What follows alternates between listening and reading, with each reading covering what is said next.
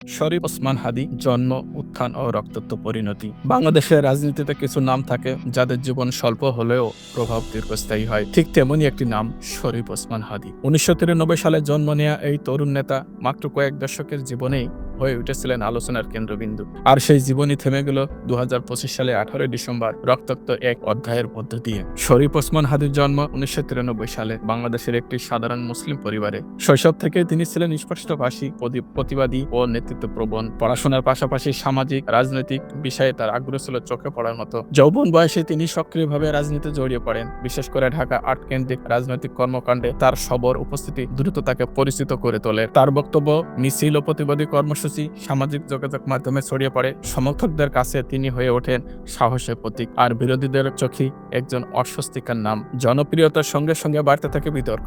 একাধিক সূত্র অনুযায়ী তিনি বিভিন্ন সময় হুমকি ও চাপের মুখে পড়েছিলেন। রাজনৈতিক দ্বন্দ্ব, ক্ষমতার লড়াই এবং ব্যক্তিগত শত্রুতা সব মিলিয়ে তার জীবন হয়ে ওঠে ঝুঁকিপূর্ণ। তবু তিনি পিছু হটেননি। ১৮ ডিসেম্বর ২০২৫ সেই দিনই থেমে যায় শরীফ ওসমান হাদী জীবনের গল্প। তার সশস্ত্র হামলার মাধ্যমে গুলি করে হত্যা করা হয়। ঘটনাটি ছিল আকস্মিক ও পরিকল্পিত হামলার মতো। তিনি ঘটনাস্থলে গুরুতর আহত হন এবং পরে মারা যান। ইন্না লিল্লাহি ওয়া ইন্না ইলাইহি রাজিউন। এই হত্যাকাণ্ড ঘিরে উঠে আসে একাধিক প্রশ্ন। এটি কি রাজনৈতিক হত্যাকাণ্ড নাকি ব্যক্তিগত শত্রুতার জের? কারা ছিল নৈপথ্যে? এই প্রশ্নের অনেকগুলো উত্তর এখনো অজানা। হাদের মৃত্যুর খবর ছড়িয়ে পড়তেই বিভিন্ন এলাকায় বিক্ষোভ ও প্রতিবাদ, সামাজিক যোগাযোগ মাধ্যমে ক্ষোভ ও প্রতিবাদী পোস্ট, রাষ্ট্রীয় শোক মর্যাদা পালিত, সমর্থকদের পক্ষ থেকে নিরপেক্ষ তদন্তের দাবি। অনেকেই তার মৃত্যুকে আখ্যা দেন পরিকল্পিত রাজনৈতিক হত্যা হিসেবে। ১৯৯৩ সালে জন্ম নিয়ে এক তরুণ যিনি সাহস নিয়ে রাজনীতিতে দাঁড়িয়েছিলেন, যার কণ্ঠ ছিল তীক্ষ্ণ আর অবস্থান ছিল আপসীন, তিনি আর আমাদের মাঝে নাই। ১৮ ডিসেম্বর ২০২৫ শুধু একটা মৃত্যুর তারিখ নয়, এটি বাংলাদেশের রাজনীতিতে যুক্ত হওয়া আরো একটি